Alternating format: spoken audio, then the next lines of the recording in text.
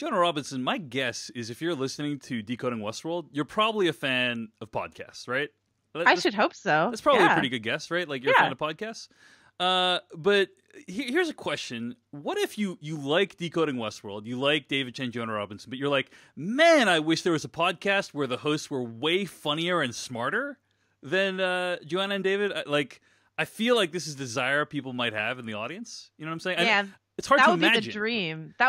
But that would be the dream. Like, how could they possibly find a sort of meticulous but like funny guy, and then like a woman with like way too many opinions? It sounds not only not only a lot of opinions, but like a lot of extremely well educated opinions. Yes. I was trying to compliment them while not over complimenting us by saying they are the plus version of us. No, right? I think they're basically the plus version of us. But it's cool. It's cool because who we're talking about is Paul Scheer and Amy Nicholson, who are creating a new show called Unspooled, where they're watching the greatest movies of all time. And they're watching basically the movies you're supposed to have seen, starting with Citizen Kane, and they're going to cover everything on the AFI 100 list, like Taxi Driver, The Graduate, Pulp Fiction. And it's this new podcast. Now I have been a big fan of Paul Scheer and Amy Nicholson's previous podcast ventures. Paul Scheer's done How Did This Get Made? Amy Nicholson's done The Canon. These are really smart, articulate folks. And they're doing a new show together. So it's like there's really no reason to not listen to this. I mean, really, what you should do is just stop listening to this right now. Go check out Unspooled. But I'm not going to say that. That's going too far. Finish this episode of Decoding Westworld, then go listen to Unspooled. Right, Joanna? I think there's room enough for both, right? You can listen to both podcasts. But what I wanted to say is that if you're a fan of Paul Scheer's other podcast, How Did This Get Made, as I am, when Paul was talking to us about this project, he said this is sort of Unspooled is sort of the opposite of that. This is an exploration of all the films that have been, deemed the most worthy, the 100 most worthy. And I think what a lot of us find, even those of us who have watched a lot of films and made it a practice to try to see as much of these very quality movies as we can, we find holes in our knowledge of like, oh, I haven't seen number 73 and I haven't seen number 26. And oh my God, you haven't seen that one. And these two have made it their project to go through the complete 100, and you can do it along with them. And then you can be not just a smug book reader, as we talk about on our Game of Thrones podcast, not just a smug TV watcher, but just the smuggest moviegoer that ever was. And what else more could you want in this life? Agreed completely. So check out Unspooled in podcast apps like Stitcher and Apple Podcasts right now. All right. I might have laid it on a little too thick on that. But I agree with everything you said. Yeah, but if exactly. you wind up editing that down, yeah, I think it's fine. Okay. I think it's fine the way. I think it's fine the way it is. There's no way they can say we didn't do our job in that one. All right, here we go. Hello to people in the chat room. Hello, everyone in the chat. Are you ready for a fun episode of Decoding Westworld? It's gonna be awesome. All right, here we go. What? I don't know. Ray in the chat room said just a little too smug, perhaps. Yeah, listen, that's my brand. A little too smug. The Joanna Robinson story. All right. All right, here we go. In 3, 2, 1. Hello, everyone, and welcome to Decoding Westworld, an unofficial podcast about the HBO original series, Westworld. I'm David Chen. I'm Joanna Robinson. And welcome to the show. What we do here on this podcast is we recap every episode of Westworld in detail, but we don't spoil anything from future episodes. That includes anything from the next time on preview or anything we might know from other sources. You can find more episodes of this podcast at decodingwestworld.com. You can also email us at decodingwestworld@gmail.com. This week on the show, we'll be discussing Season 2, Episode 6, Phase Space, which was directed by Tariq Saleh and written by Carly Ray. Usually during this time period, we talk about your emails to decodingwestworld@gmail.com, but we don't need to talk about the emails this week because, Jonah Robinson, you had a chance to meet a bunch of, I assume, some Decoding Westworld listeners, but also a bunch of a Cast of Kings listeners, which is another podcast we do together, because you are at Con of Thrones this week in Texas, right? Yes, I went down to Dallas, Texas to an event called Con of Thrones, a Game of Thrones convention where a bunch of podcasters, some cast members, some bloggers, some YouTubers, and then a bunch of fans gathered in a hotel in Dallas for 3 days of 3 to 4 days of cosplay and panels and onstage conversations and fun events, and it was the best time. It was so fun. I got to meet so many of you. I know that there were a lot of Decoding Westworld listeners out there because like a lot of people want to talk to me about theories. I know on Sunday night some people were trying to hunt down a live watch, like, or a watching party of Westworld. I had to like go hide in my hotel room to watch it, but and I do know that at one point like someone was walking past me and she's like, I agree with you. Dolores is a monster. Yeah. So it's funny because like actors who are well recognized often get their most famous lines shouted at them, but you get your most famous like theories or opinions shouted at you. It sounds like. Yeah, a lot of people were there to like help me, support me in my love of Ser Jorah Mormont from Game of Thrones. Anyway, it was a really fun time. A lot of people were asking about you, Dave. I know that you were there last year. Maybe you'll be there in future years, but you were missed. Yeah, I was bummed not to be able to make it this year, but much love to everyone who was there, and I had a great time when I was at Con of Thrones last year. So, and thanks to everyone who, even though I wasn't there, thanks to everyone who came up and said hi to Joanna in my absence, and is a fan of any of the stuff that me and Joanna do together. I appreciate it. Yeah, so. It was really, really lovely. Hope to see even more of you there next year. We're here. It's next summer, wherever it may be. We don't know where yet, but I hope you'll come because it's just the best time. I got to interview Joe Dempsey, who plays Gendry on Game of Thrones on stage, and that was really, really fun. He was a delight. And we've got some live shows that we taped that are going up online, so you can just like hear a lot of the audio from it. But I think being there is just a completely different experience. So Con of Thrones, it's the best. Awesome. All right. Well, all that said, why don't we dive into this week's episode? It's season 2, episode 6, entitled Phase Space. And in the show notes here, Jonah, you pointed out something that I realized as well, which is that the previously on section for this episode was really well done. Like very cool. Well edited.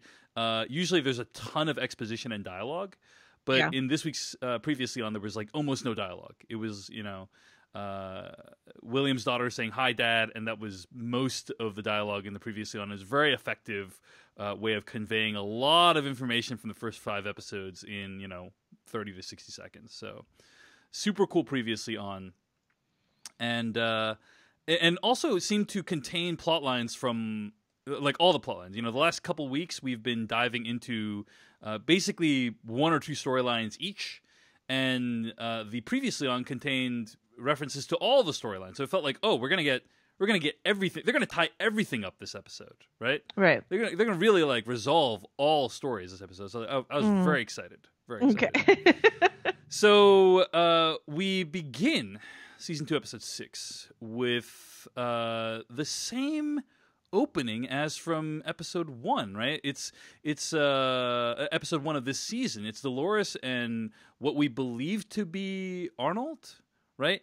And it's also done in the anamorphic format. So there's like letterboxes on the top and bottom of the screen, which is something you've pointed out in the past as indicating that this is like a different storyline than the rest of the show, or a different timeline, I should say, than the rest of the show. Yeah, we find out later in this episode that it means something else, but perhaps right? Okay. I say if you're going to use letterbox to indicate something, use it consistently. Yes. I hope Westworld is not doing something else with that, but I hope. Yeah, it means something. And that's what we said when it first cropped up. We're like, there has to be a reason. They've never done this before. There has to be a reason. They did it in episode 1. And by the end of this episode, I feel like we know the reason why. And it sort of makes this first opening scene even more confusing than it previously was. Because, we talked a couple weeks ago about one possible interpretation of this scene. One of our listeners wrote in being like, this seems to me like Dolores is actually conducting the interview, even though we think we're seeing like a flashback of Arnold and Dolores doing one of their standard conversations. One of our listeners was like, I think it's something else. I think Dolores is actually guiding this conversation. And we find out in this episode that she is. I think I don't remember if you said this about this particular sequence, like, earlier on in this season, but I think you said, like, I'm terrified it's a flash forward.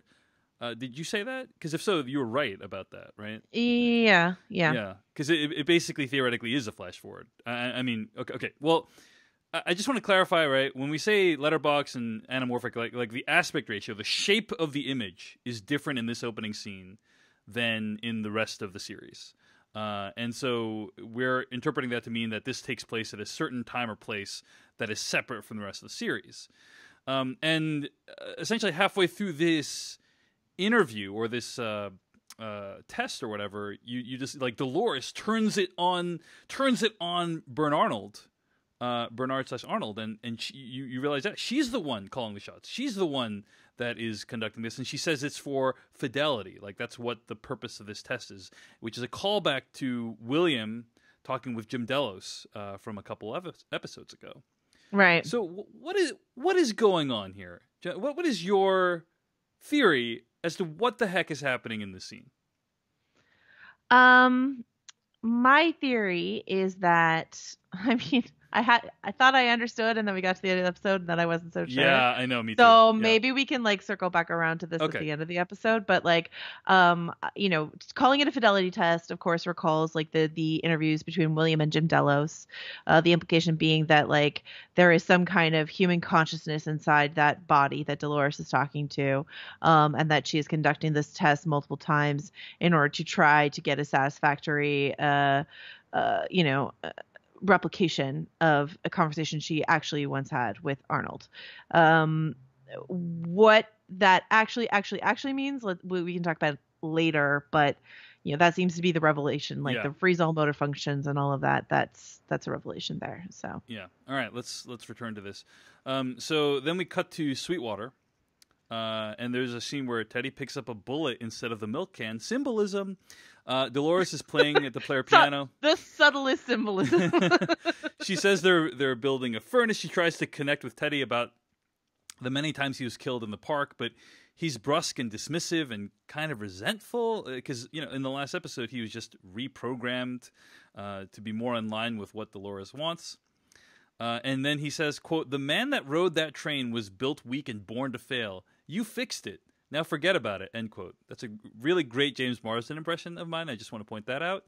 Yeah. And Dolores looks troubled. She looks troubled by this. She's not as psyched as we would think she would be after having reprogrammed Teddy to be a killing machine.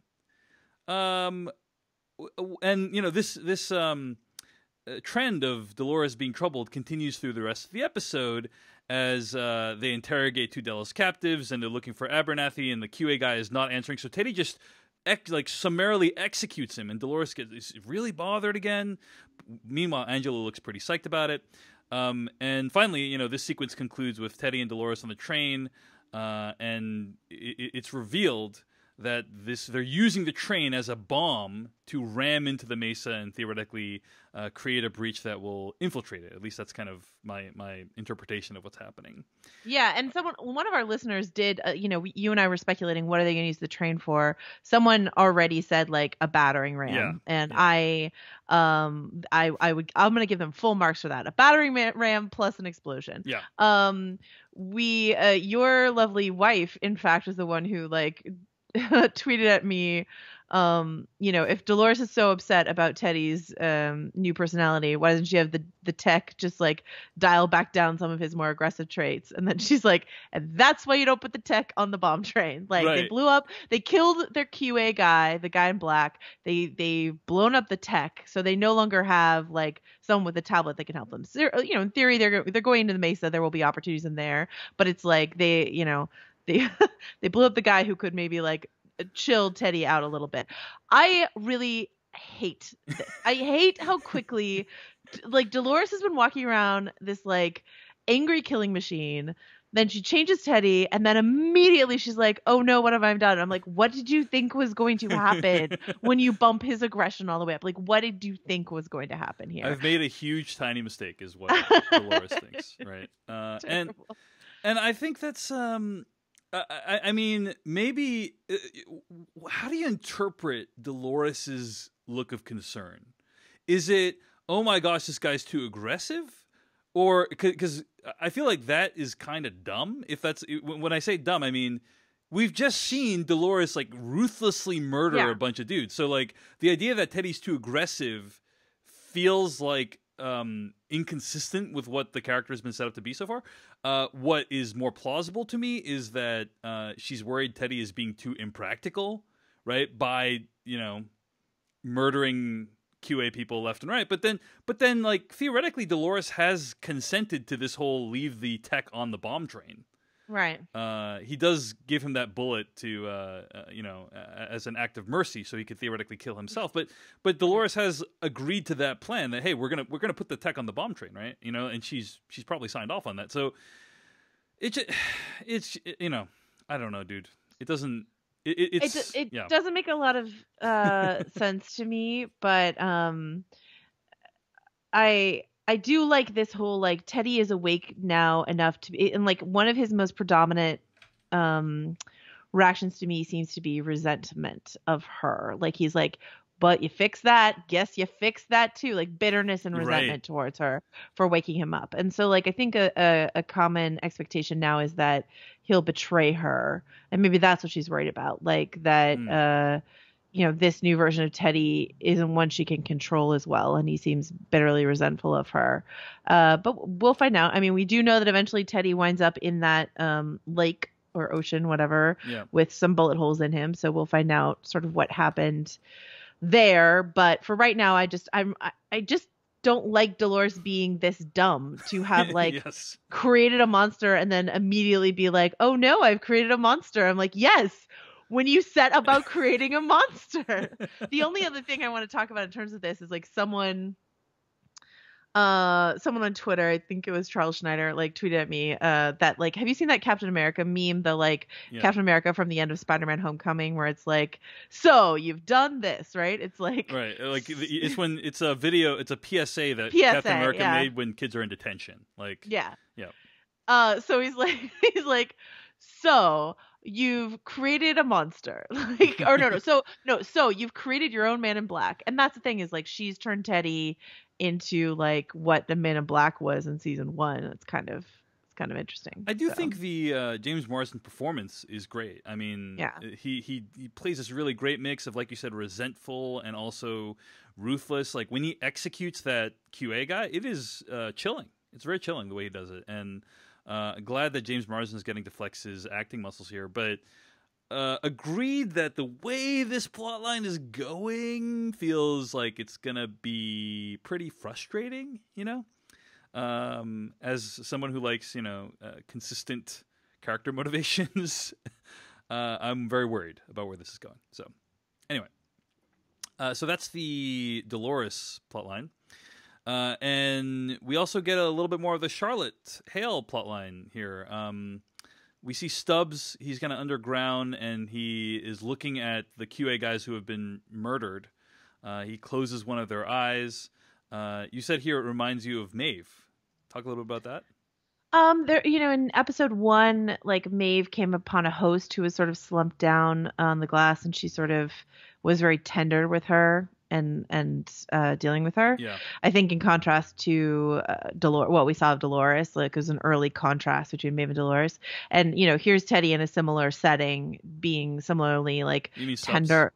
Oh, sorry, yeah. So here's Stubbs in a similar setting being similarly tender to, you know, one of his own. And I feel like what we're meant to take away from a lot of what happens here between Charlotte and Stubbs is that, like, because my understanding of the timeline is that this happens after his Ghost Nation encounter, right? He gets kidnapped by Ghost Nation. They sort of let him go. They leave him. And then he heads back to the Mesa, and Charlotte goes, where the hell have you been? And he doesn't answer her, but like he's had a change of heart. about hosts and about everything in general, it seems like to me. And so there's just a lot of concerned looks from Stubbs. And so if you want to talk about someone else who might betray someone, like Stubbs certainly looks like he's ready to stab Charlotte in the back if he needs to, given how ruthless she's being. And I think his tenderness here is interesting. Yeah, so Charlotte Hale mentions it's been a week, which is I guess quote unquote present day in the storyline. That's like the latest point in time as far as we know, right? I don't know because it's like 2 weeks was later. Oh, you know what I mean? That's right. Okay, so it's like this is the midway point. Midway point. Okay. Yeah. Yeah. So Charlotte finally gets her extraction team, presumably because she's located Abernathy, and Stubbs says what the audience is thinking, which is that it's insane for Delos to endanger so many people in order to wait for Abernathy. Charlotte then needs to immobilize Abernathy, who's causing quite a ruckus. And so she gets a tech to nail him into a chair, which could be interpreted as a Jesus allegory. But yeah, I mean, super painful scene. It reminds me of, you ever watch that Itchy and Scratchy episode of Itchy and Scratchy Land episode of The Simpsons, and like there's a tech that's like disabling the Itchy and Scratchy robots, and he's like, I hate it when they scream. It's like, why would you disable Peter Abernathy's ability to feel pain, guys? I mean, you don't need to go through all this. But yeah, it is an extremely painful scene, and you know, robots are just like us is kind of the theme of this episode, right? As with many of the episodes of the show. So anything before we talk about Coughlin, anything else about this sequence that you want to mention with Abernathy? Did the Charlotte ADR sound weird to you at all? There's a lot of weird ADR stuff in this. ADR being, what does it stand for? After dialogue recording or something like that? No, that's not what it stands for. Yeah, something that's close enough. Similar, like when you don't see the person's head and it seems like they've maybe recorded the dialogue later. A lot of the sound sounded super weird to me on this episode. I don't know what that was about, but I agree. It was a little more pronounced. Automated dialogue replacement, by the way, is what ADR. Thank you. So, for those who don't know, basically, oftentimes sound that's recorded on set is contaminated or doesn't sound good, and so they need to bring the actors into a studio to re-record lines that they weren't able to capture on set, and often those lines, when they're dubbed in, sound not very good and like they were recorded in a separate environment, which they were. Or it can often be they want to change the dialogue in post, right? Those are the scenarios where ADR is most often used. So, and so Jonah's saying like, yeah, the ADR for Charlotte Hale was a little weird. I agree, it was a little odd, but nothing too out of the ordinary for this show as far as I'm concerned. So yeah. So, and I don't know, just like I don't. The thing I want to say about this is that, and I do think I might have already said this on my other podcast, but like you and I disagreed last season about whether or not Tessa Thompson was correctly cast for this role. Yeah. Like you did not like it. I did like it. I don't like how Tessa Thompson is being used this season. I just don't think, like, she's just in this weird, like, maybe in the first episode when she's like talking to Bernard, it kind of worked for me, but like I feel like ever since she put on that bulletproof vest, like she's just in this like brusque one note sort of thing that is so below what we should be able to expect from Tessa Thompson, and that's not, I don't think, a knock on her performance, but really just like what is required of the role. Do you know what I mean? So yeah. I mean, again, I think Tessa Thompson is an amazing actress, but she's like the executive director of the board. Tessa Thompson, the actress, is 34 years old. It just feels like a character. That's not my issue. The age is never my issue. I know. Okay. I'm just saying that's my issue. You're saying it's a one note performance or one note character, right? Yeah. And yeah, I mean, I would agree with you and also reinforce my existing point. About that character.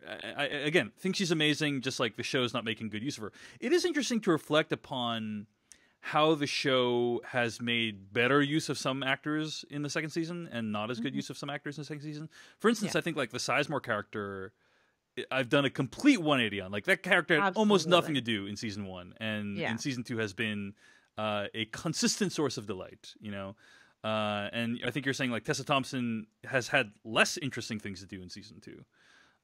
So yeah, the show is evolving. It's interesting to see how that's happening. Anyway, so there are parachuting supplies coming in. Anyone who's played video games like Fortnite will recognize that the stuff that you see parachuting in is supplies. It's a supply drop. And we meet Coughlin, who is an Irish alpha male, along with his team. He has a thick Irish accent. And we know he's an alpha male because he has a heteronormative understanding of male names, Joanna. Yes. Oh, what's your name? Ashley? All right. Yeah, and you're like, thanks so much. Okay. Yeah, that's Timothy Murphy, who's actually an actor I quite like. And he's got a tremendously great bit of facial hair in this episode. But Coughlin's team, by the way, for what it's worth, in case you had any questions, like we've seen those people dead in the map room in the later timeline. So like there's this tech who's talking to him, or one of his people is talking to him with like yellow glasses on. We've seen her super dead on the floor of the map room. So like since this is the midway point, this I believe is the first extraction team. They're all going to die. And Strand and everyone else that we met in episode 1 are the at least second extraction team that come like a few days later. Yeah. I mean, they sent their best people first, and then Strand, I guess, is probably the second best group of people to extract. Sure. Yeah, I mean, Joanna, you know, your eagle-eyed attention to detail is one way of knowing that Coughlin and all his people die. Another way is just the fact that he's super alpha male, very overconfident. And he's making fun of Stubbs. And he's making fun of Stubbs, right? In a Jurassic Park-esque situation. Any character that walks into a situation with that many variables and is extremely confident is destined for death. Just like full stop. Like in case you were curious about how that plays out in any fictional situation, that's what happens. So yeah. He does have a great line though. Like that's the dumbest thing I've ever heard, and I've been to 3 inaugurations. Really great accent work there, Joanna. Really great sarcasm. All right.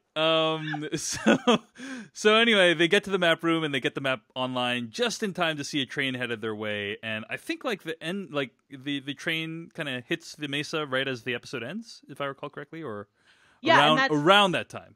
It's the pre-Ford reveal, right? There's so much about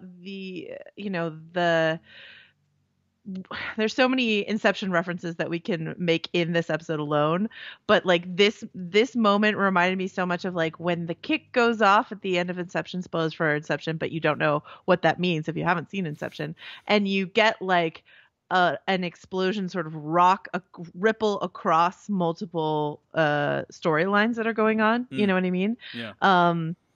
And so the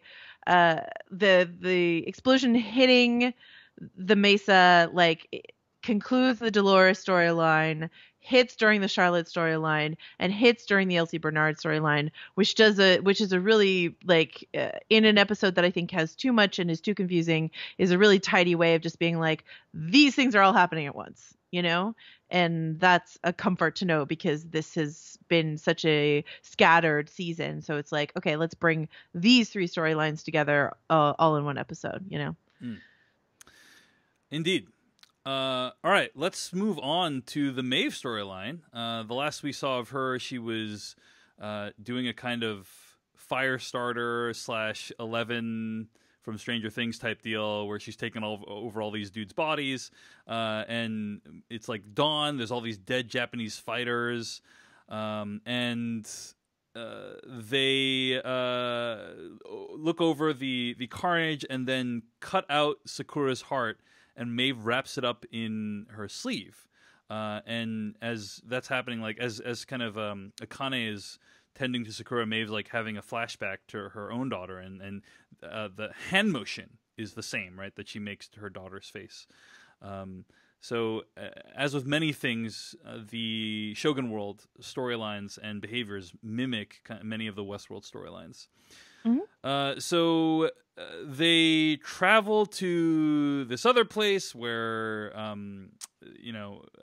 what's his name? Musashi faces off against Tanaka in a duel for honor, and Musashi allows Tanaka to execute himself and then cuts his head off. And then Akane says to Maeve, you must find your child before this darkness eats us all alive. Let's just pause here for a moment.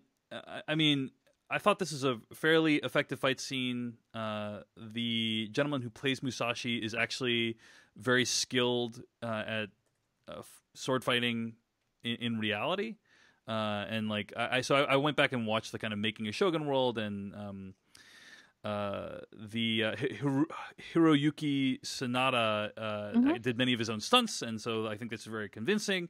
But I mean, I think generally, Joanna, and correct me if I'm wrong, but I feel like in general, when we watch these shows like Game of Thrones or Westworld, the action elements are often the least interesting parts of the show. They're well executed, they're well done technically, but like, it's not really what brings us to these shows. What do you think? Yeah, absolutely. I do think that like if you're gonna go to Shogun World, like, you know, giving us some beautiful fight choreography seems to be part and parcel of it. I mean, I think in Westworld it's like gunslinging. Right. Who kind of cares about that, you know? But I'm glad they did this fight, even though there's so much of this episode that feels like sort of weird and loose and like it doesn't belong. Yeah. I don't mind that they took the time for this. I thought it was like really brilliant. I think it would have been even more effective if it were like if we knew the antagonist at all, and if we cared even more about the Musashi character, who we do like, but we've only known for one episode. So it's not like this is a big fight. You know, this is not like some Game of Thrones fight where we know both of the combatants and we're invested on one side or the other. You know what I mean? It's like here, it's beautiful, but like, where exactly is our emotional investment? And did we have a tension? Like, did we really think the Musashi was going to die? And what does death even mean on the TV show Westworld anyway? You know what I mean? Like we get the death of a character, Sakura, in this episode. They like choose to not bring her back, even though they could, because that's what Akane wants, like what Akane believes is right. She's trying to preserve the reality of her world. But still, I just think that the Musashi fight, for as cool as it was, and Hiroyuki Sanada said that like the two swords were an homage to the real Musashi. Like that's all really interesting and cool and beautiful, but like leaves me a little cold because of that lack of emotional investment. So agreed completely. And by the way, Sakura's heart, like, is it a human heart? Because it looked pretty human to me. Is it a robot heart? Like what? It's a robot heart. I think we've established at this point, like all their innards, they're like 3D printed. Like all their innards are like, you know, basically almost identical except for what's in their head, I guess. Yeah.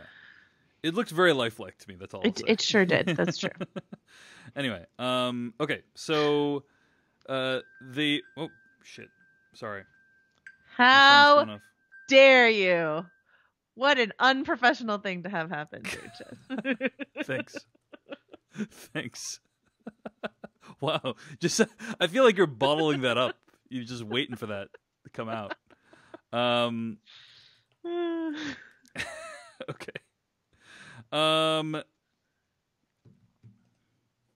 Okay. So moving on, Maeve, Akane, Musashi, Hanario, Lee, Felix, Sylvester, Hector, they all go to put Sakura's heart to rest. Felix and Sylvester go down a hatch, presumably to scout out a safe way out of here. Musashi and Akane decide to stay. Hanario goes with the whole crew. Was it distracting to you that no one had like a wet nap to wipe off Maeve's face, which had like blood all over it? I thought that was like a weird, really weird visual. I don't know. I kind of liked that. Like both Akane and Maeve were just sort of like blood spattered for a lot of this episode. I liked it. So. It was just interesting. It was kind of distracting. I was like, why wouldn't someone have just kind of like wiped it off by that? Because it is wiped off later in the episode. So anyway, random observation. Okay, so I was stunned at this scene, Joanna, because my reaction to this scene was, that's it in terms of Shogun World? We did get an email from Aaron, who writes into decodingwestworld@gmail.com. I listened to your discussion about Shogun World with interest and wanted to follow up on the discussion you had about why is part of Maeve's story taking place in Shogun World? I have a theory for you. Maeve had to go to Shogun World to get enlightened. The Edo period in Japan is strongly tied to Zen Buddhism. At the beginning of the episode, we see a Zen monk meditating on a doorstep. This is, by the way, the previous episode that Aaron's referring to. Enlightenment in Zen Buddhism is often referred to as Kensho, which translates into seeing one's true nature. While it's notoriously hard to describe, Kensho is the true recognition of oneself, and understanding that there is no barrier, no distinction between what I know as me and every other element of the universe. I'm sorry, no self.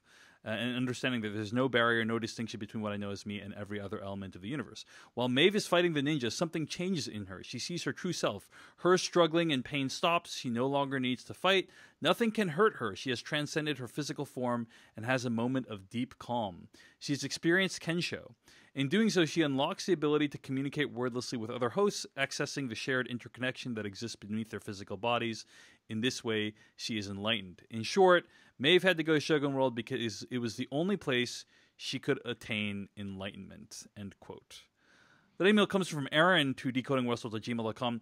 And yeah, I mean, I think this whole time we've been trying to figure out what is with this whole Shogun World diversion. Like, what is the purpose of bringing us to this place?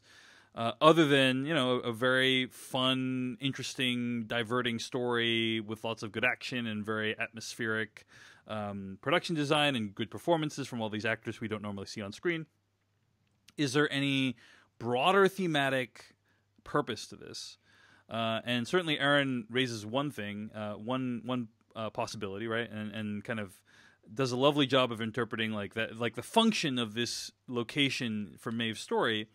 Another thing that I alluded to last week, and that actually was corroborated by Lisa Joy in the kind of the behind the scenes discussion of this episode, or these two episodes, is the idea that there are narratives that persist amongst cultures, right?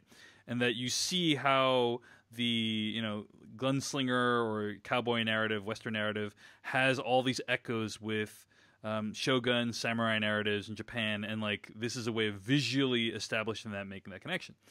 Jenna Robinson, any other thoughts about, like, for me it feels like, oh my gosh, that was like, you spent tens of millions of dollars recreating Shogun World just for this, you know, like it feels like just a lot of work for a realization that Maeve could have achieved through other means. But what are your thoughts? If this is the last we see of Shogun World, what do you think of it? I think I want to like sort of take back something I think I said on this podcast last week, which was like, it felt like the Wes Anderson film I Love Dogs exists just because Wes Anderson wanted to make a movie about Japan. Yeah. And I kind of feel like Jonah Nolan and Lisa Joy just wanted to make some episodes about Japan. Yeah. And I do really love Aaron's email and sort of like digging into thematic reasons why it exists. And I do like Shogun World a lot. I am disappointed if this is the last we see of it, though. Yeah. So I wanted more from it and more from those characters. We kept one character from Shogun World. The one who speaks the least, right? Right, the mute one. Yeah. But you know, who knows? Never say never. You know, there's a reappearance in this episode I definitely didn't and hoped wouldn't happen. So we might see Shogun World again. Yeah, but it does feel like, wow, if that was it, that seems like a whole bunch of trouble for not that much payoff. You know, right. Like it's again really technically spectacular. Like everything, like what I would refer to as like below the line work. You know, production design, set dresser, like all that stuff, and even the actors are great. Like, but it's just like just to make that point feels like, you know, just a lot of trouble for a fairly simple point. And I guess, you know, it was I certainly made the point effectively. It's just like, wow, it feels like you're setting this up to be a much bigger deal in the realm of the show that may be coming to an end already. So, okay. So they appear in the plains of Westworld. They finally made it there. And Maeve has this lovely moment where she thanks Sizemore for his help. And Sizemore looks a little bit conflicted. Hector and Armistice want to go with her, but she says, no, I got to do this myself for plot convenience, I guess. And then Maeve goes running. Yeah, stay here. The plot requires that you stay on this hill. Thanks. Yeah, I mean, kind of. Yep. No, it's because emotionally she needs to do it herself. She needs to do it herself, right? Okay, so let me ask you this, Joanna Robinson. I think we always knew that this would not be the lovely reunion that Maeve had imagined for herself as she was going down and going to meet her daughter again, like, what did you think was going to happen? Like, I thought one of two things was going to happen. Either it was going to be some other woman is now this girl's mother, which turned out to be the case, or I thought it was going to be like some disturbing like clone Maeve was going to be her mother. Ooh, that would have been fun and creepy. Yeah, but what did you have any expectations like of what was going to happen when she met her daughter again? I thought maybe it would be a different little like actress playing the daughter, but I was like, that's going to be a hard thing to land because even though we've seen that girl in flashbacks a number of times, I don't think we've seen enough of her that the audience will be like, oh, that's a completely different child. You know what I mean? Or like maybe it's a little boy or something. Like there's a have you seen the movie About Time? There's the Rachel McAdams. Yeah. There's a reveal like that I actually think is truly horrifying in that movie. Well, then I'm definitely got to rewatch that movie. Lands with much more emotional impact than I think this moment did because I'm like, what did you think, Maeve? Did you think that child was just out there on a homestead without a mother watching her? Like Maeve looks surprised. Like maybe the fact that the woman is styled to look like she did is shock enough. I think you're right. Like a Maeve clone would have been more stunning, but obviously it wasn't going to be what she expected. I just don't understand how the Maeve character couldn't have expected that this was what it was going to be. Do you know? Agreed. And I'm kind of baffled that Sizemore did not like prep her in some way. You know, because Sizemore explained everything else about it. He's like, yeah, we repurposed you to be this. You were wasted in that plot line, and did it. Like he should have said, like, by the way, or even Felix might have said, by the way, it's gonna be really difficult because there's gonna be another mother there. You know, like it just is weird that none of them told her because it feels like something you want to prepare her for, especially if she could potentially kill you, which seemed like it was on the verge of happening. In any case, and I mean, go ahead. The people in our chat are like they've never used clones to replace, like when they replaced Dolores's dad, they didn't use a clone, they used never. Like we know that, like obviously that's not standard practice. I'm just thinking of like what would be horrifying and unsettling for Maeve to uncover that she wasn't expecting, and what she does uncover seems to me to be just like, exactly what you would expect to be happening. Do you know what I mean? Agreed. Yeah. And it was mildly comical when she her mom the new mom is surrounded by the ghost nation and Maeve just like grabs the daughter and runs. She's like, it just leaves her. I'm your new mom now. Don't worry about that woman.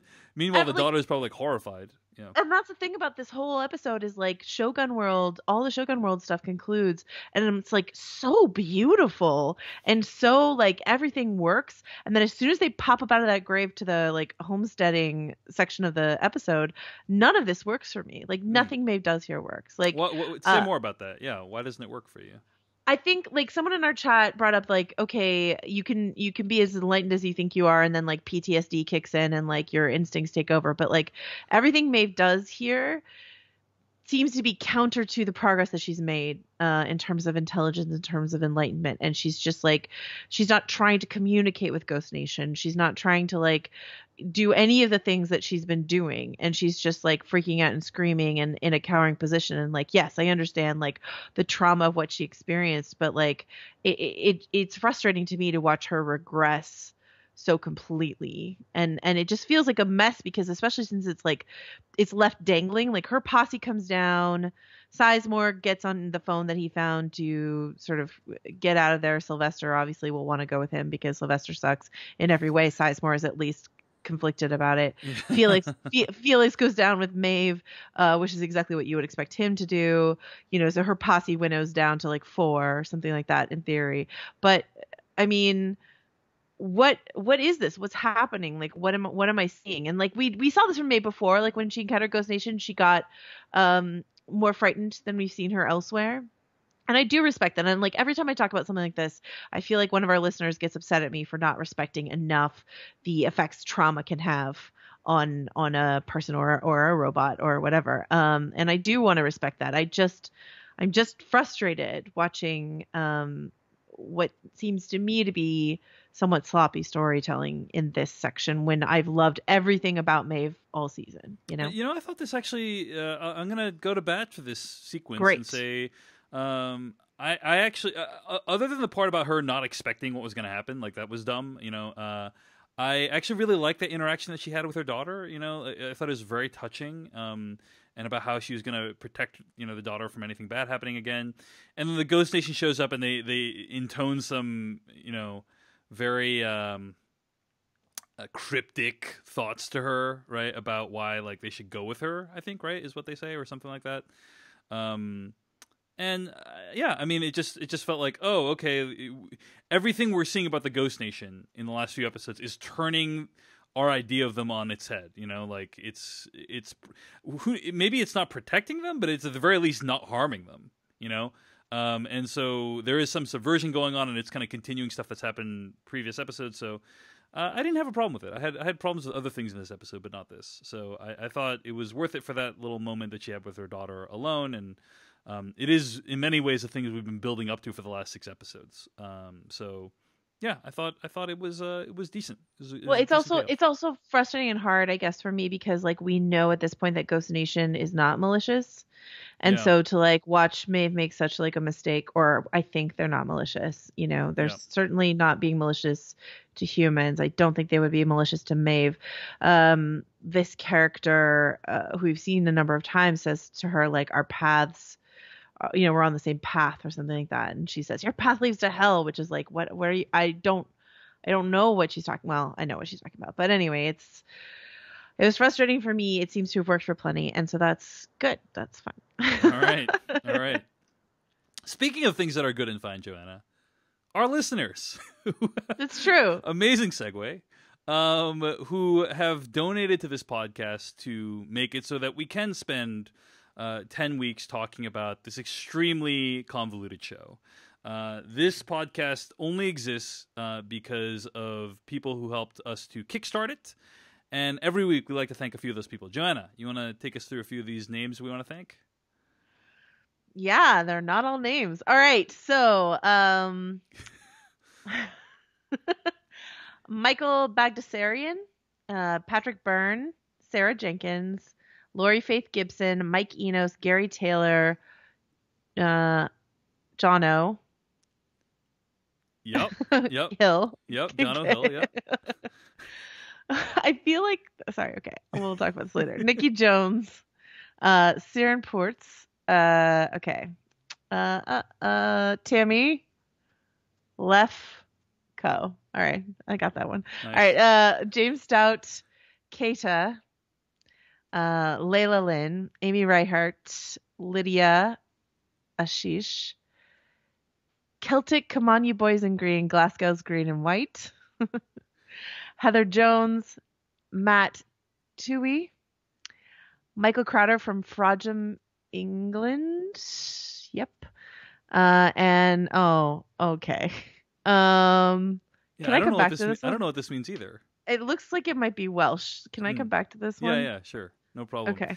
Okay, I'll thank some people. Aubrey Iyer, Rich Gonzalez, Robert Boucher, Len Jacobs, Pablo Trejo, Rob Blunk, Andres Lucero, Jonathan Fuega, Allison Major, Chloe Bowen, Dylan G, James from Earlsfield, London, John Evans, Ben Glickman, Jeff Schiffman, Linda and Paul Abley, Mike Mestmaker, Meredith Locke, Nick Hurwich, Colby Rabideau, and Rabideau, and Jeff Goldman. Thank you so much for your donations to the Kickstarter. Yep, go ahead, take it away, Jen. All right, I believe that what is at the front of this is just an abbreviation for the title Counselor. Nice. So Counselor Paul Williams. Excellent.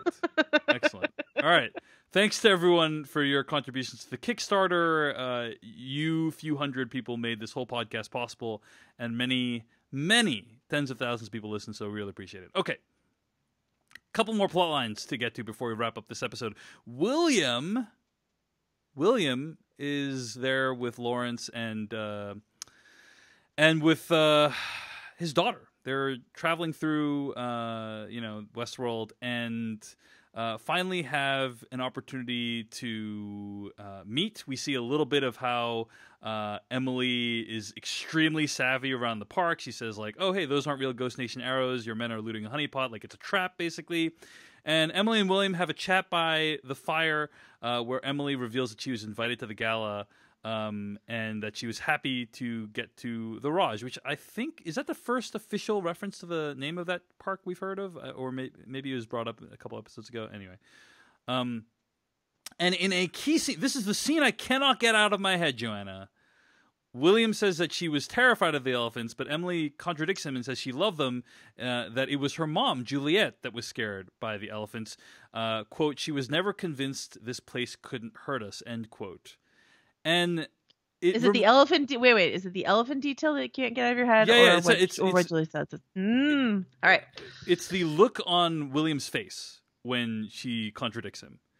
And it reminded me of this moment from the movie Ex Machina, which minor spoiler, in Ex Machina, one of the characters at one point believes that he might be a robot, right? And starts cutting himself open to to figure out if he's a robot or not.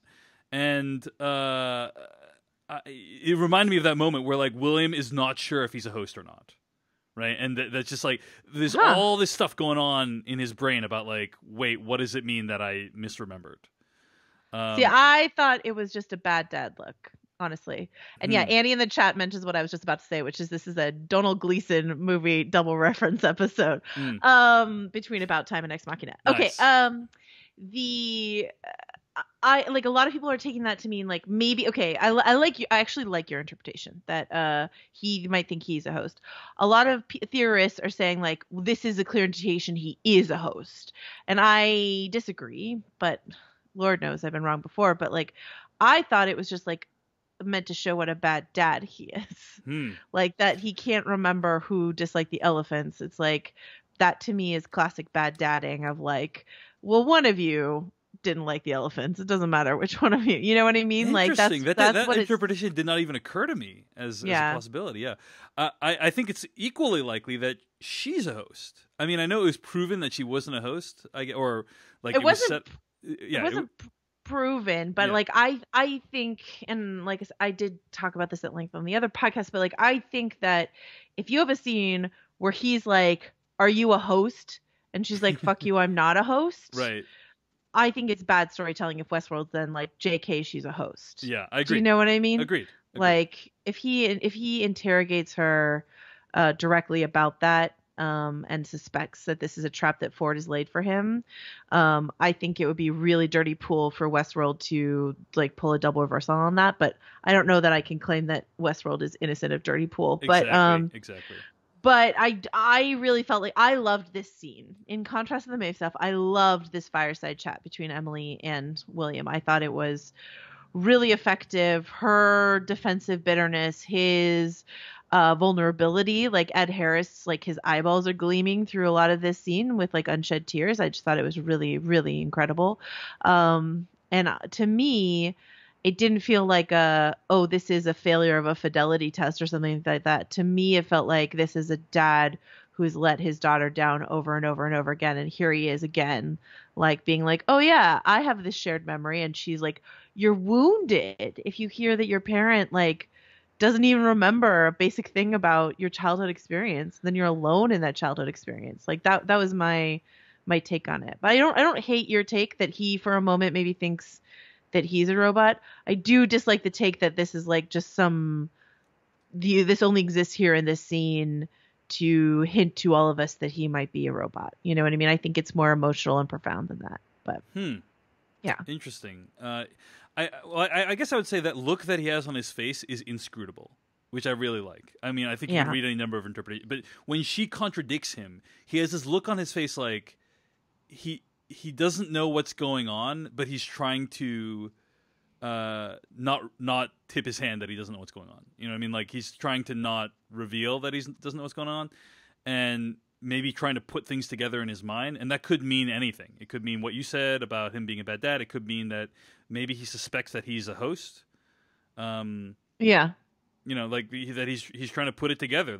Am I a host? Did my backstory get messed up somehow?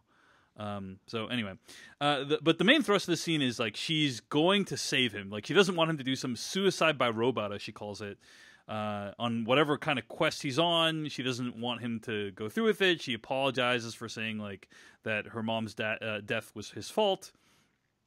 And says like, let's leave the park together tomorrow, and they seem to reconcile and everything's going great. Then the next morning she wakes up and he's gone.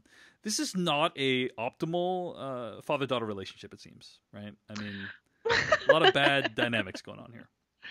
Did you I believed him that he was gonna go with her, but then like I thought I like as that scene concluded, I was like, he's gonna go with her, but he's lying to her, but he's gonna go with her, and then at the last minute he's gonna do something that requires him to stay behind the park. Like he just can't quit. He can't leave. I did not see him just like abandoning her the next morning in a dangerous part of the park. Like that's next level bad dadding. Even though we know she can take care of herself, that's pretty bad. So. I mean, when they have that nice moment, basically anytime anyone has a nice moment in Westworld, prepare for it to be undercut. I mean, I think that's pretty true in general throughout the show. Yeah. Anytime something gets too happy, like, hey, everything's gonna be okay. Like anytime someone says something like that, it's not going to be okay. Something terrible is going to happen, like in general. So I knew something bad was going to happen, but I agree with you that I didn't expect it to happen so quickly. You know, right. Like I didn't expect it to happen like the next day he's already gone. Yeah. But yeah. People in the chat room here are saying like how much they like the scene, like Ed Harris's performance, Katya Herbers who plays Emily, her performance, and are saying like maybe it's because this is like one of the only times we've seen William interact with a human. And I would say the last time we saw that was when he was talking to Ford, which I think is my other favorite Ed Harris performance in this show.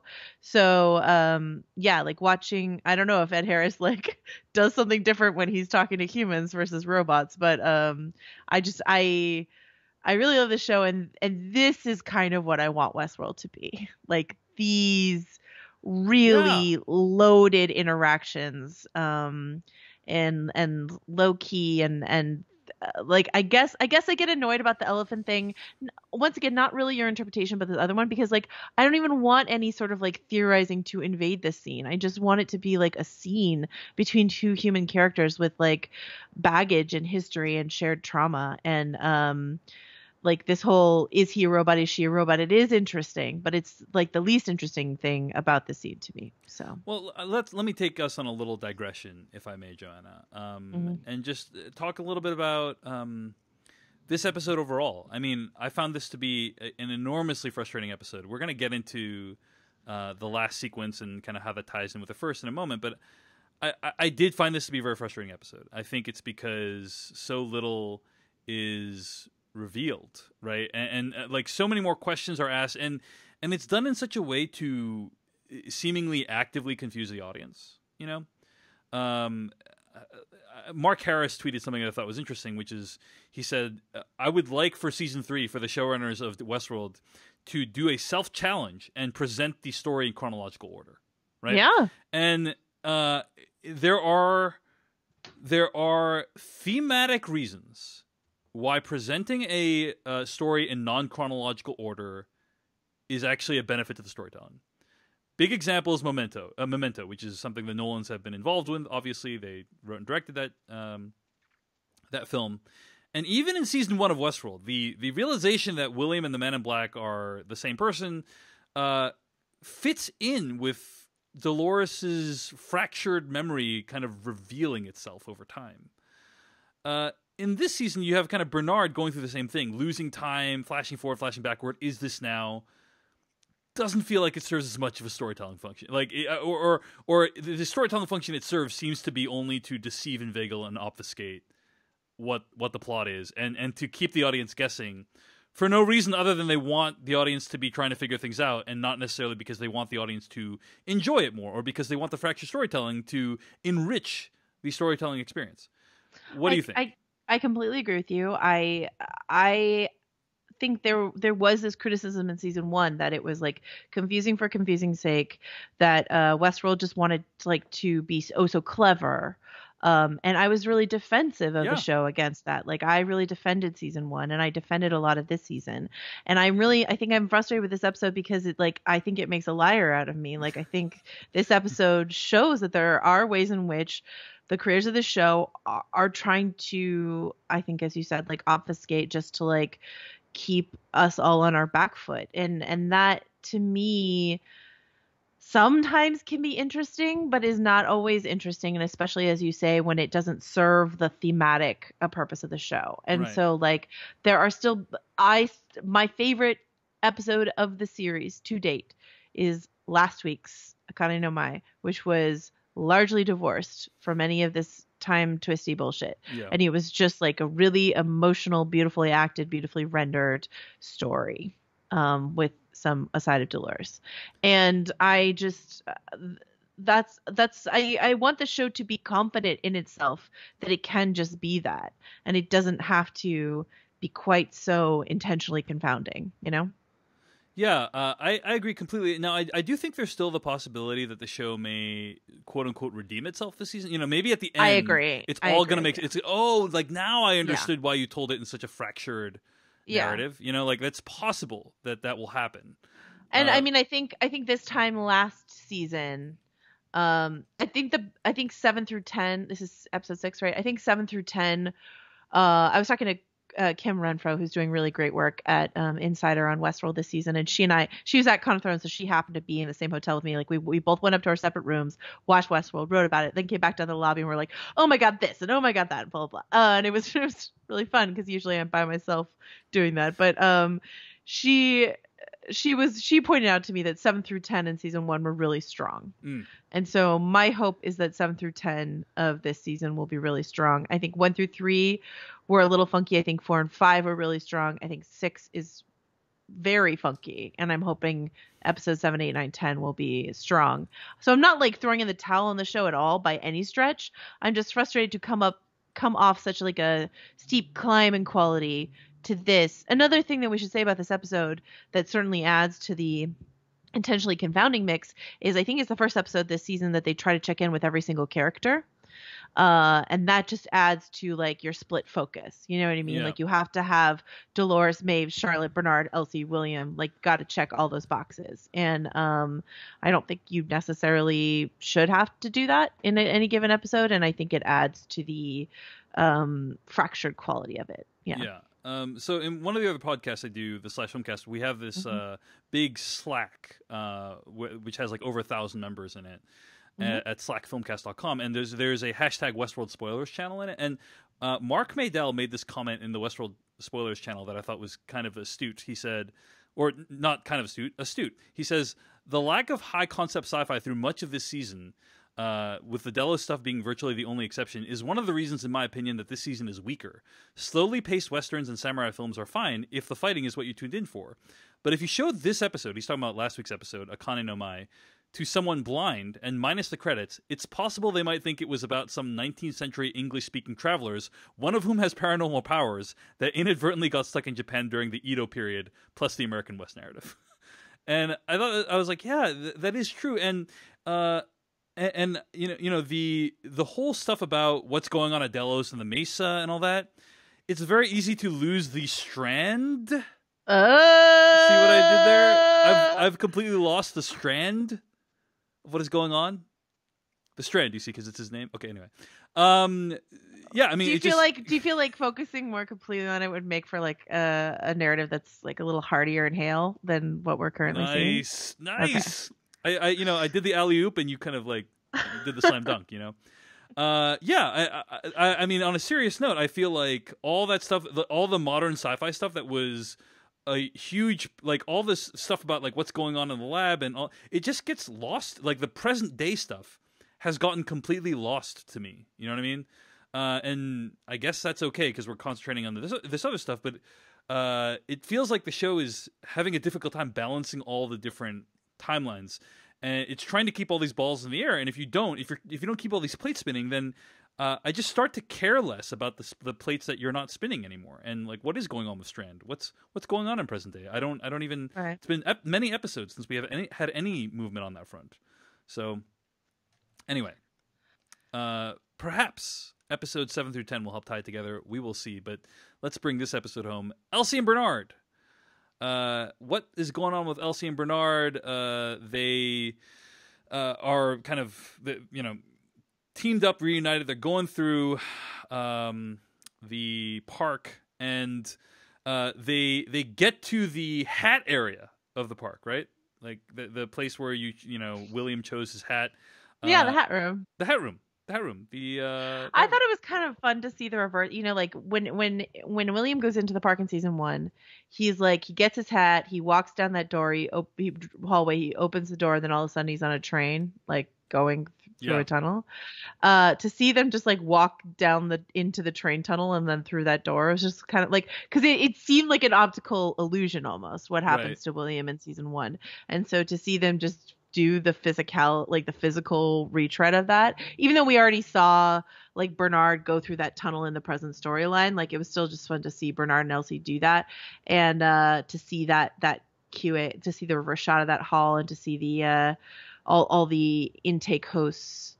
And the point being that QA, the guys in black, have gone completely over the top if they're just killing the intake hosts, who, I mean, I guess according to Elsie are harmless, but then again, Angela was an intake host, so once upon a time. So yeah, anyway. Exactly. I think it's a completely reasonable course of action. Marina Midori in the chat says, was there a significance to the face close-up they showed of the guy on the floor? She says it looked like Sizemore. It did not look like Sizemore to me.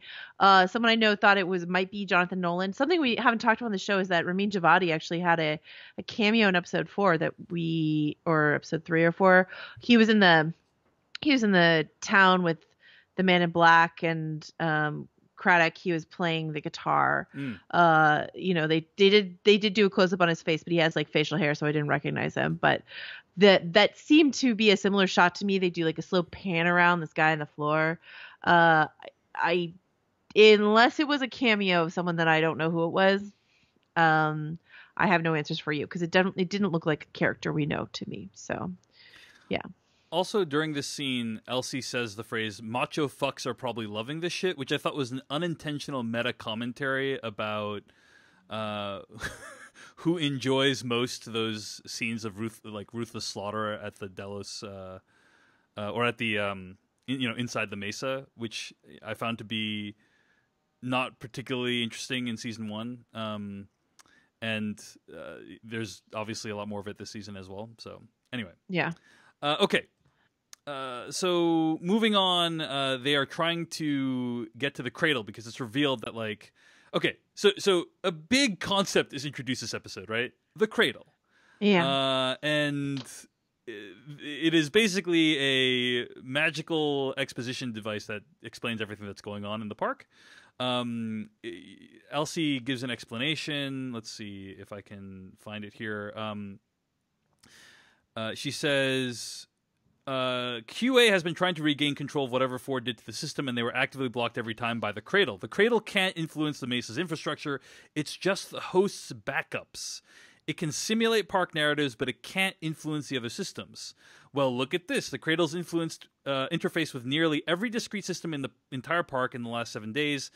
Every time these idiots upload a hack, it's responding in like a totally different way. It's like there's something in here that's improvising. The cradle's fighting back. So that's what she says. So basically, it's like this place where they keep a backup of all of the personalities in the park, right? Yeah, there's a 5-minute video that HBO released about the cradle. Yep. And that's like kind of annoying to me, because I feel like even though this podcast often serves as a footnote for various things that happen in the show, it's annoying to me to introduce a concept that you need a 5-minute explainer video to try to like further land with your audience. But, Jonathan Nolan interviewed in that video says stuff like the hosts always have another version of their mic co-located in the cradle, that they take hours of refinement, and that's where they do it. He's like, what happens when you lose one of these things? Maybe one of the mind eggs, one of the pearls, as they call it. What's the backup? The backup is in the cradle. And yeah, so the cradle itself, but the cradle is operating in a way, and we should point out that the cradle is spelled really stupidly. It's CR4-DL. Remember? Well, I thought that was fine. I mean, I think like CR4-DL is like the technical room number or whatever, and they just called it the cradle as an abbreviation, was my interpretation of that. So okay, yeah. That makes me feel a little bit better. I didn't think this was like a Terminator Genesis situation. I just don't like leet speak like. Well, then I guess you didn't like Han Solo's Star Wars story. Anyway, okay. Wow. But yeah, so the cradle, Elsie is charging through so much exposition in this episode, and she does Shannon Woodard does a valiant effort, but it is just a formidable amount of exposition for anyone to get through. And I think you're right that a lot of it is lost. Like I don't know that, like she just casually introduces this major thing. And then, by the way, this major concept that I had not introduced until now is behaving in a way that is counter to how it's supposed to behave, which I just introduced a second ago. You know what I mean? Right. It's like pretty inelegant, in my opinion. But that being said, they plug Bernard into the cradle. Right. Presumably to do what exactly? Like to stop? So he can interface directly with it and figure out what's inside of it that's behaving this way. That's right. And then we have, a massive surprise, which is that we see Ford, played by Anthony Hopkins, is in the cradle. Right? Were you expecting this? Did you hear about this surprise casting before? Surprise casting. I did not know until this episode that it would be him. I didn't know until I saw the dog. So he goes into Sweetwater. He's like in the Teddy position on the train going to Sweetwater, gets off. It's like Sweetwater in its like most idealized, pre-tampered. There's Dolores looking sweet. There's Teddy looking nice. Milk can presumably going to be dropped any minute now. Blah blah. And then you see the dog, and Ford had that famous speech about Greyhound, and I was just like, oh fuck, it's Anthony Hopkins. Gotta be Anthony Hopkins.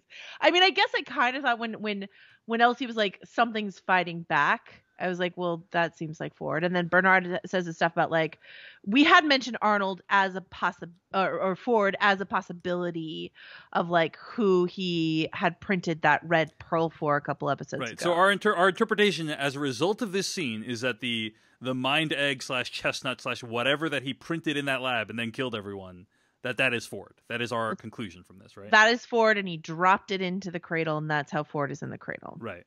So it's not that like Ford has done exactly what Jim Delos did. Ford instead decided to put himself in the cradle, and like he had that line when he died in season 1 where he goes, Beethoven and Chopin, they just became music, right? So Ford has become code. Yeah. Essentially. And I don't think he intends to have a body, like that was the whole theory, is that like he was printing a body so that he could live immortally that way. I don't think that's his intention. I think his intention is to like control everything. And this explains some of your questions that you've had, Dave, about like, how is it that Ford's able to anticipate like what William would do? Like, how did he leave this really elaborate game behind, blah, blah. And the answer is like, he's still going inside the machine. He's still pulling the strings. Yeah. So yeah, it sounded like you were disappointed at seeing Ford, right? It sounded like you didn't greet this development with much joy. I love Anthony Hopkins, and I think he's great in the show. So like, that's fine. And I don't think it's going to last because Betty Gabriel's character Ma Ling says in episode 3, like someone took out the cradle. So in the present storyline, the cradle has been destroyed. Yeah. So whatever this is, it's like a 3 to 4 episode device, So like, we don't have to worry that it's going to just like the rest of the series takes place inside the cradle or anything like that. But, the thing we should note, obviously, is that when Bernard goes into the cradle, the aspect ratio changes. Yeah. So in theory, to match the same aspect ratio as the first scene. Right. So in theory, this is the visual indication the show is using to tell the audience you're in the Matrix, you're in the cradle. So then we have to go back and think about that first scene in the context of that and what that means. So I actually think it was great to see Ford again because Anthony Hopkins tweeted. Anything Anthony Hopkins tweets, Joanna, is canon, right? So when Anthony Hopkins tweeted, like, it was a great honor of my life to play Dr. Ford, it's like, oh, Anthony Hopkins is not doing Westworld anymore. But we see Anthony Hopkins in this episode. It doesn't seem like it's old footage. It seems like it's actually him or a new scene or something net new that was shot. And I'm like, oh, wow, he really tricked us all, right? And I appreciate when an actor can pull a fast one like that. So where's I get irritated. Fair enough. Totally reasonable reaction, Joanna. Totally reasonable reaction. So But yeah, I was like, oh, that you're incorrigible, Anthony Hopkins. You're incorrigible. That was my reaction. But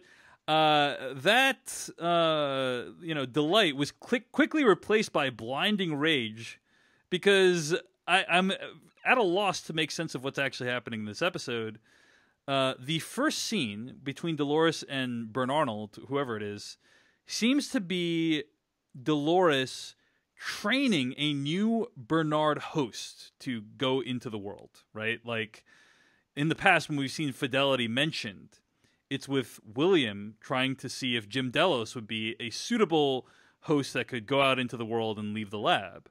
Right. But if this all takes place in the cradle, then that doesn't make any sense. Like, why would she need to, is she training a code version of Bernard? Like, you're introducing this brand new concept of, oh, you need to train the code as well, and it's just like, I guess I thought that the host being a part of a body, like that was part of the cognitive plateau that they refer to. Like it's something about the fusion of mind egg and host body that makes it difficult for it to kind of survive in the real world. And now it seems like that might not be the case. You know what I'm saying? Like, and so it just is really confusing to me and disorienting, and like I feel like I pay close attention to this show, and I'm being betrayed by it, or not betrayed, but it's like, hey, the show is doing things that like even I can't understand right now. And again, as we've discussed, there's times when that can work for the show, but it just felt like being opaque for the sake of being opaque. In this case, what do you think? So here's some thoughts. One common theory is that in the Dolores interrogation scene that we see, that's not actually Dolores, that it's Ford posing as Dolores. So we might get find out that in the cradle you can just make yourself look like whoever you want to look like, which just makes me want to cry thinking about it. I don't like that at all, because if you rewatch that scene, she goes, "No, he never said that to me." And I don't know, it just seems very personal to Dolores, of disappointment of I'm trying to recreate this Arnold and you're failing me, Bernard version of Arnold. No, he never said that. He felt this and that and the other thing, and so it doesn't feel like Ford as Dolores to me. But what does it mean that there is a clever Dolores inside the cradle? Because the version of Dolores that we see inside in the cradle in this episode seems to me to be the farmer's, the rancher's daughter, So how does the smarter version of Dolores's mind get inside the cradle? Is there another Dolores in there? Will we see her? Is that the same Dolores, right, that you saw earlier, right? Will we see her uploading herself just like Bernard did in this episode? I think it's very convenient that there's a Bernard sitting in that cradle room with an empty head. And so I like the idea possibly of a Dolores, whatever you own, this version of Dolores, this Wyatt version of Dolores, going inside the cradle, training the Arnold thing, training his brain, and then the pearl that shoots back out is more Arnold than Bernard. Yeah. I don't know why she would do that. Well, she said she was disappointed that Bernard was not more like Arnold. Yeah. That was something that she was disappointed by. But what trips me up there, if that's the case, I don't know how time works in the cradle. Right. But what that is what drives you crazy. There's no rules. It's time can flow however you want. Anyone could maybe look however they want. The rulelessness of it is causing me to break out in hives. But if time doesn't pass the same way, then maybe, because she's we've conducted this test countless times, and so there's not that much time between when in theory a Dolores could go in there and an Arnold mind egg could come out. So what's going on there? I don't know, Dave Chen, what's happening. I don't know why that conversation is taking place inside the cradle. I agree with you. Let's pause here for a moment, Joanna, and say that it's distinctly possible that conversation is not taking place inside the cradle, right? It's I reject. There has to be some kind of order in all of this. So your belief is that conversation takes place in the cradle because it's the same aspect ratio as like the last scene in the cradle is the same aspect ratio as the opening scene with Dolores and Bernardold, right? Like that's why you think it happens in the cradle, because the same aspect ratio. Yeah, I think that's a very reasonable assumption, but I also like that's the thing. It's so ruleless that I feel like the show could like, you know, anytime it's in a different aspect ratio, it's actually just Bernard's perception of the, you know, like it could be anything. Like it could mean anything, Joanna. I'm swimming in a sea of dead robot bodies. Chris Woodrow in our chat says Ford solved how to solve for fidelity. He uses the cradle to run fast simulations and produce the solve pearl into Arnold's body. So like instead of taking years and years and years to run these Delos fidelity tests, you fast forward it because time works however the fuck you want in the cradle. And and then someone else, who was it? Who brought up Inception? AA in the chat. I was thinking about this too when I was mentioned Inception earlier. AA in the chat says Inception rules mean tons of time in the cradle could pass, and that could be 5 real minutes, because in the film Inception, like the farther down you go in the layers, the slower time or the faster time. Anyway, time works differently. So they could be in the simulation of the cradle for thousands of years, and it could only be a minute in the real time of the park. We don't know. So, but I think what feels clear to me, even though you're right that we're living in like a lawless society, but like what feels clear to me is that whatever's inside Bernard's head when he washes up on the beach in episode 1 of this season is created inside the cradle by someone with knowledge of Arnold. And there are Arnold-like tendencies in him. Whether he is exactly Arnold, whether it is like the human consciousness of Arnold, I don't know where they would have gotten that, or just like retraining Bernard to have the memories of Arnold, to behave more like Arnold. But what I do know is that once again, the show has sort of like pulled the wool over our eyes in that we're not looking at, you know, we thought in season 1 when we saw those Arnold and Dolores scenes in that like glass box in the lab that we were looking at Bernard and Dolores in present time. We were looking at Arnold and Dolores in the past. We thought we were looking at Bernard and Dolores in present time. And then in this season, we're like, okay, now we got it. We got it now. We're looking at Arnold and Dolores in the past. And they're like, no, you're looking at Burn Arnold and Code Dolores in the timeless air realm of the cradle. Like, double reversal for that. Like, what is happening? I don't know. I mean, okay, so I think if we interpret what's happened chronologically, right? What's happened is Bernard goes into the cradle, finds Ford. At some point, Ford is going to introduce Bernard to Wyatt Dolores in the cradle, and then Dolores will run like 500 million simulations, right, with Bernard to, but what my mind is breaking. Like, Bernard is already there. Why does she need another? Like, maybe she's creating a separate version of Bernard, right? Like she wants an Arnold version. She wants sure. Like someone in the chat brought up all the daddy issues that we've got going on in the park, and like when she was dealing when Dolores the rancher's daughter is dealing with Abernathy, like that's a father-daughter connection. But there is a part of Dolores, there's like the father-daughter connection of the rancher's daughter and her father, Wyatt, whatever. And then there's like the other Dolores, the robot Dolores, the Dolores that doesn't have a Southern accent. Like, and her father is Arnold. Right. And we saw that like in the opening episodes of the season when she like goes to his house and he's talking to her like she's his child and stuff like that. Like they have always had this father-daughter connection. So her wanting to resurrect Arnold makes a lot of sense to me. That she would want to do it in the middle of this like robot rebellion, I don't know. I don't know what Cradle Dolores wants to do it, maybe, right? Cradle version of Dolores, not the. Does that mean Cradle version of Dolores gets the same updates that in the body version of Dolores is? So like she is already like that smart. I don't know about that, but clearly Ford is pulling the strings. So maybe Ford is like moving both Dolores' forward in tandem. Do you know what I'm saying? Like maybe it's Ford's doing that. Like Cradle Dolores is like trying to build an Arnold version of Bernard for reasons beyond our comprehension right now, who later shows up on the beach. I don't know, dude. So like it's I do want to have some meta commentary on this, which is like when this episode ended, Kim Renfro and I like both went on Twitter and like expressed some frustrations with it, and like a bunch of people are like, well, maybe have you tried reading Reddit? It's like, yeah, like both of us read Reddit. Of course we read Reddit.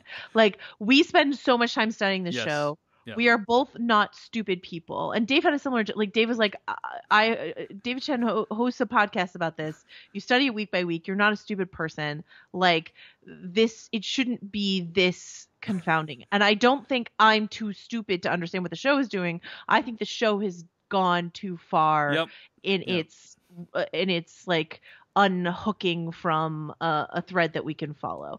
And like maybe you, the listener, think I am too stupid and like I'm just not following Westworld anymore. But I swear to you, like I loved the twistiness of season 1, and this maybe will all like just be crystallize a bit more in the next episode. I'm not giving up on the show. I'm not throwing in the towel. Everyone in the chat room is really concerned for my mental health. I'm fine. I'm just frustrated that they've introduced this like really like this put this spanner in the gears of something that was already like hard enough to track. That's frustrating. It would be, a visual way to think of it is like if the first season was, a piece of wood that was broken in half that like meets in the middle, it's because it's like 2 timelines that like meet in one.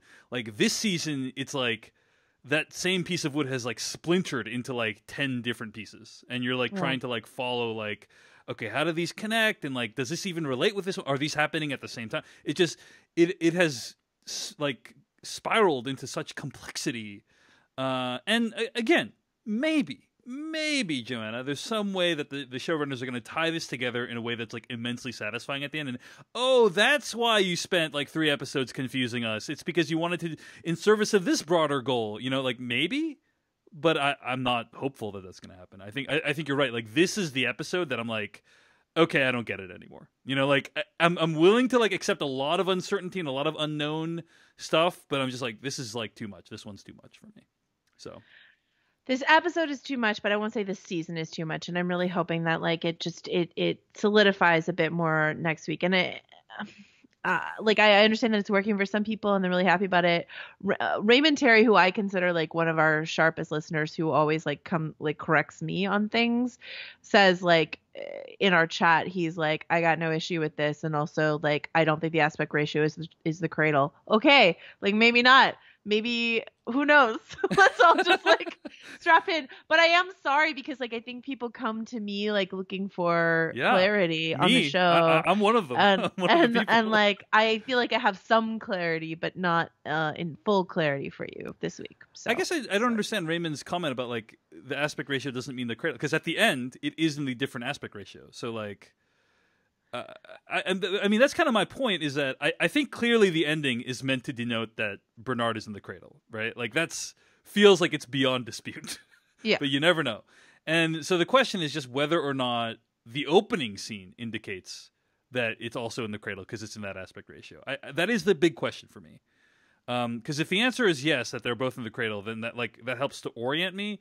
It's still pretty confusing, but it helps to orient me. But if the aspect ratio is just like, means nothing, then it's like, or means something that we haven't considered yet, right? That's very possible. Yeah. Then, it's just, it's really confusing. It's really confusing. So, and as a result, it's hard to evaluate this episode because you don't even know what is actually happening, right? Right. And that's something that people that's something that people complained about in season 1, and I was defensive of it. And this season, I'm like, I kind of feel you on it. Yeah, so, kind of feel. That's exactly how I feel. It's not like the show's terrible, though. It's just like, kind of feel you that it's a little too confusing for its own good. Yeah, and Ryan in the chat is like, says like, I think it'd be a real weird move to not keep all the letterbox scenes in the same reality. And I just really agree. If you're going to use it for the first time ever, and it's for 2 different things, this like Dolores Arnold chat or Bernard, whoever. Yeah. Jeffrey Wright and Evan Rachel Wood are having a chat in one aspect ratio, and Jeffrey Wright inside the cradle is in that same aspect ratio, and nothing else in the show is in that aspect ratio. Like, why wouldn't those things be connected? Agreed. Agreed. It would be a very bizarre decision that the show may or may not make. You never know. You never know. Okay. Well, we've tried to hash it out as best as we can on this episode of Decoding Westworld, and I have a feeling like, here's what I'll say, Joanna. In defense of the show, I felt like season 1 tied up a lot of the loose ends, right, of season 1. Like the season 1 finale answered a lot of the questions. And so my hope is at the end of season 2, like I don't think we're going to be left wondering what's up with the aspect ratio by the end of season 2. Because otherwise, at that point, I am going to go like full rage on the show. You know what I'm saying? Like, oh, get ready. Yeah. But I have faith that we're going to get answers to these questions. And I have hope, but not faith, that the answers will be satisfying. So, okay. Any closing thoughts? If not, let's wrap it up. Find more episodes of the show at decodingwestworld.com. Email us at decodingwestworld@gmail.com. And don't forget to check out Paul Scheer and Amy Nicholson's new podcast, Unspooled. They're watching the 100 all-time greatest movies and discussing them with film experts. Find that podcast in apps like Stitcher and on Apple Podcasts right now. Joanna Robinson, where can people find more of your work on the internet this week? I can find me on VanityFair.com. You can follow me on Twitter at Joe Wrote This. I'm sorry, I got to interrupt you and say Joanna's being far too modest, because you can actually find her on the cover of Vanity Fair. Well, not me on the cover. Yeah, I mean, your name on the cover. Sure. Joanna had the cover story on Vanity Fair. You did an interview with Amelia Clark, right? I did do that. Yeah. Super cool. It was so awesome to see that, and so I just wanted to give a shout out to that. Anyway, continue. Thank you. You can find my byline on the cover of Vanity Fair. You can find me on VanityFair.com, or you can follow me on Twitter at Joe Wrote This. Find me on Twitter at Dave Chensky, that's Dave Chen SKY, and YouTube.com/Dave Chensky, that's Dave Chen SKY. Thanks for listening. We'll see you next week.